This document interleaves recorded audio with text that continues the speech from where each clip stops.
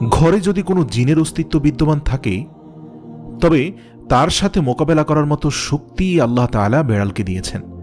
বেড়ালটি জিনের সাথে থাকা নেগেটিভ এনার্জিগুলোকেও শোষণ করে ফেলতে পারে। শুধু তাই নয়, বেড়ালের শরীরে আল্লাহ এমন একটি ব্যাকটেরিয়া দিয়েছেন যা কিনা আমাদের আশেপাশে থাকা সব ধরনের নেগেটিভ এনার্জিকে শোষণ করে নেয়।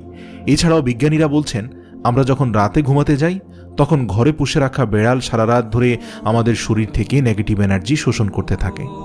আল্লাহ রাব্বুল আলামিন বেড়ালের মাঝে কিছু বৈশিষ্ট্য দিয়েছেন, যার কারণে এমন সুন্দর একটি মাখলুক আমাদের রোজকার জীবনের অংশ হয়ে উঠেছে। রাসূল সাল্লাল্লাহু আলাইহি সাল্লাম বেড়াল পছন্দ করতেন এবং বেড়াল পালন করার কারণে তিনি তার এক প্রিয় সাহাবীর ছদ্মনাম দিয়েছেন আবু হুরায়রা, যার শাব্দিক অর্থ দাঁড়ায় বেড়ালের পিতা। কেন একজন মুসলিমের বেড়াল পালন করা উচিত?